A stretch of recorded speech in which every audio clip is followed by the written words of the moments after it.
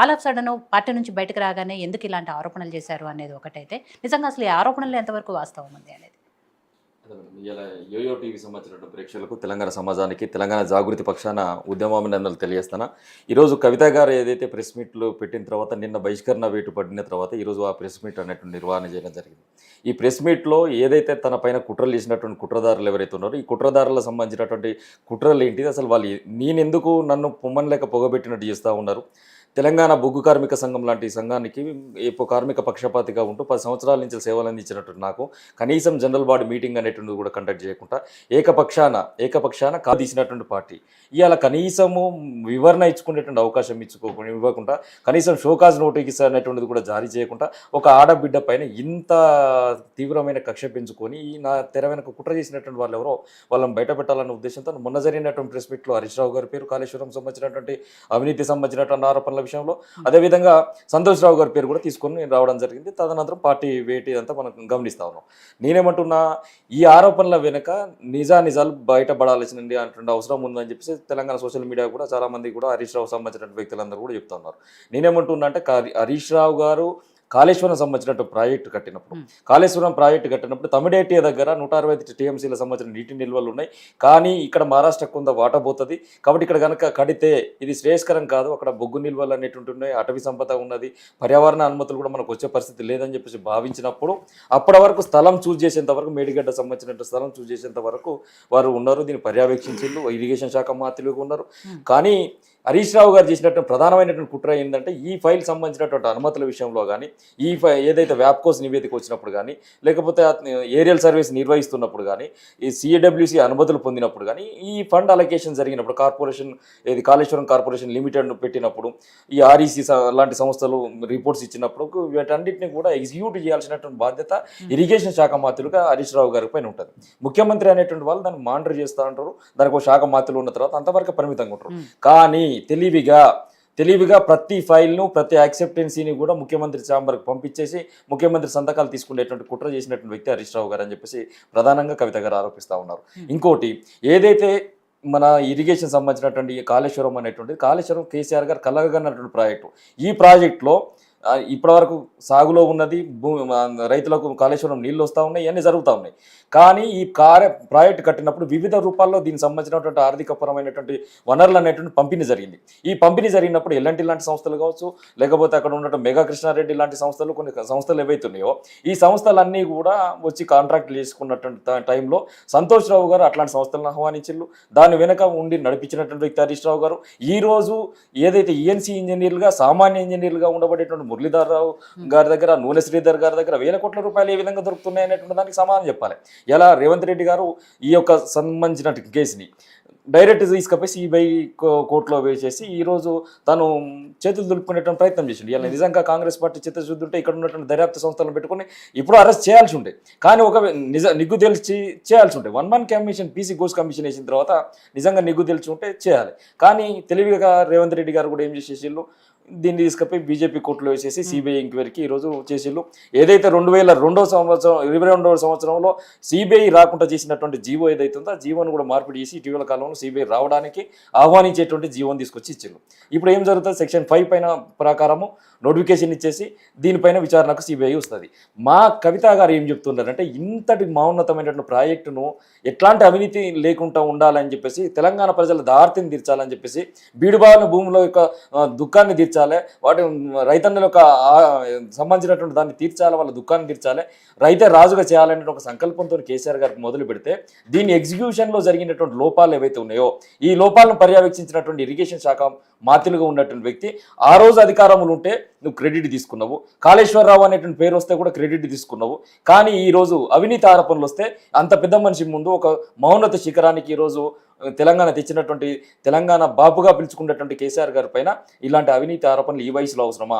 తనను సిబిఐ సంబంధించిన ఎంక్వైరీకి తీసుకుపోయే విధంగా చేసింది ఎవరు? ఈ అవినీతి మచ్చ ఈ సమయంలో కేసీఆర్ గారు రావడానికి కారణం ఎవరు అని చెప్పేసి కవిత గారు భావోద్వేగంతో, ఈ విషయాలు కవిత గారు అంతకుముందు ఎందుకు మాట్లాడలేదు, ఇవాళ ఎందుకు మాట్లాడలేదు? నేను ఏమంటున్నా, కవిత గారి విషయంలో జైలుకు పోయి వచ్చిన తర్వాత జరుగుతున్నటువంటి పరిణామాలు ఏవైతున్నాయో మీకు ఒకటే ఉదాహరణ చెప్తారు. 2G స్పెక్ట్రమ్ సంబంధించిన కుంభకోణం జరిగింది. కనుమోల్ని గారు అప్పటి వరకు ఆ కేసు విషయంలో పోతున్నప్పుడు కూడా ఎవరికి, సమాజానికి ఎవరికి కూడా ప్రపంచానికి ప్రపంచానికి పెద్ద తెలిసినటువంటి పేరు కాదు.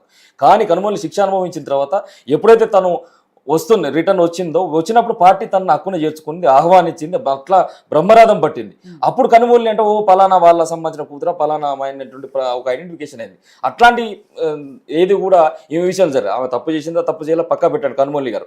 ఇవేందో కవిత గారి విషయంలో కూడా జస్టిస్ గవాయి గారు ఇదో 50,000 పేజీల ఛార్జ్ షీట్ ఉన్నది, 22 నెలల సుదీర్ఘ సంబంధించినటువంటి విచారణ చేపెట్టారు. దీని మీద కోడిగుడ్డు మీద ఈకబీకినట్టుగా ఈ 5.5 నెలల ఆడపిల్లని తీసుకొచ్చి ఎందుకు పెట్టిల్లు పోయి నేనుంటే ఎప్పుడో బెయిల్ ఇద్దానని చెప్పేసి ఆయన రాగానే బెయిల్ ఇచ్చినటువంటి పరిస్థితి. అంటే ఈ దేశానికి సర్వోన్నత న్యాయస్థానం సుప్రీంకోర్టు న్యాయమూర్తి వాక్యాన్ని ఇచ్చినటువంటి విషయం.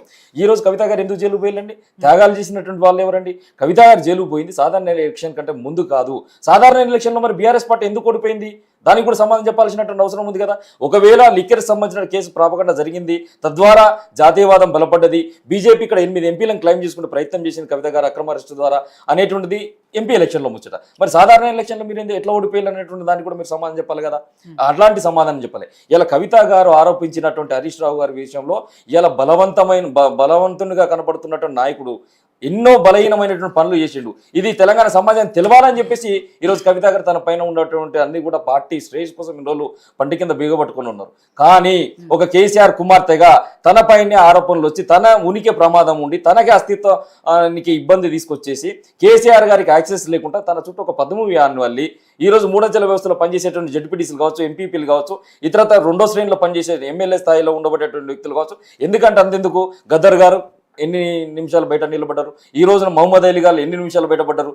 నిజంగా అట్లాంటి నాయకులకు యాక్సెసే కనుక ఉన్నట్లయితే, కేసీఆర్ గారు కలిసి అటువంటి యాక్సెసే ఉన్నట్లయితే ఇవన్నీ జరిగే తెలంగాణ సమాజము ఎలక్షన్ ముందు ప్రాపకండ జరిగిన అంశాలు ఇవి కాదా? గద్దర్ను బయట నిలబెట్టిన అంశాలు కాదా? మహమ్మద్ అలీ గారు హోంమంత్రిగా ఉన్నప్పుడు కూడా బయట నిలబెట్టినట్టు ఎందుకు మాట్లాడలే ఆ రోజు అధికారంలో ఉన్నాము. ఆ రోజు మీరు మాట్లాడుంటే వచ్చేది కాదు. మేము ఇక్కడ కనిమొళి జైలుకు పోయి వచ్చిన తర్వాత పార్టీ హక్కును చేర్చుకుంది, అంత బాగానే ఉంది. కానీ ఇక్కడ ఈవిని పక్కన చేర్చుకోలేదు అంటున్నారు. హక్కును చేర్చుకున్నట్టయితే వాళ్ళు ఈ ఆరోపణలు వచ్చాయి కావు. హక్కును చేర్చుకుంటే ఈ ఆరోపణలు రావడం కదా. ఆ రోజు కూడా లెటర్ బయటకు వచ్చి లీక్ అయిన తర్వాత ఏం చెప్పింది? కేసీఆర్ గారు దేవుడు అయినప్పుడు కూడా దయ్యాలు ఉన్నటువంటి స్టేట్మెంట్ ఇచ్చినప్పుడు కూడా పార్టీలో కొవ్వొట్టులు ఉన్నారు, పార్టీ శ్రేయస్సు కోరట్లేరు, లీక్స్ బయటికి ఇస్తా ఉన్నారు, తప్పులు జరుగుతున్నాయి, మీరు మంచి వాళ్ళే నాన్న, మీ చుట్టూ ఉన్నటువంటి వాళ్ళు మంచివారు కానీ కవిత గారు ఓపెన్ స్టేట్మెంట్ ఇచ్చింది. ఇలా నేను అడుగుతున్నా, ఈరోజు ఏదైతే ఎస్సీ ఎస్టీ సంబంధించినటువంటి బిడ్డలకు దక్కాల్సినటువంటి వాటాను కూడా ఇలా హరీష్ రావు గారు కొల్లగొట్టిల్లు. ఏదైతే అయోధ్య రెడ్డి గారు సీఎం సంబంధించినటువంటి పిఆర్ఓగా ఉన్నారు, పాల వ్యాపారం సంబంధించినటువంటిది ఏదైతే మీరు చేస్తూ ఉన్నారో పాల వ్యాపారం, ఈ పాల వ్యాపారం సంబంధించిన దాంట్లో చాలా అవకతవకలు జరుగుతున్నాయి. ఇలా ప్రభుత్వ రంగానికి సంబంధించినటువంటి విజయ డైరీ కానీ ఇతరత్ర డైరీలన్నీ కూడా మూసుకపోతున్నాయి. మరి మీ యొక్క డైరీ లాభాల బాటలో నడుస్తూ ఉంది, దీనికి కారణం ఏందో చెప్పండి అని చెప్పేసి ఇలా అయోధ్య రెడ్డి గారు ట్వీట్ చేసినటువంటి ట్వీట్. ఇది జరిగిన తర్వాత దీనిపైన విచారణ జరుగుతుంది అనుకున్నారు, దీనిపైన ఆడిట్ల రూపాలు ఉన్నాయని చెప్పేసి అనుకున్నారు. ఇది 1-2-3 రోజుల న్యూస్ అయిపోయింది. తదనంతరం ఈ కేసు సంబంధించింది మూతపడిపోయింది. ఇలా ఏం జరిగిందండి?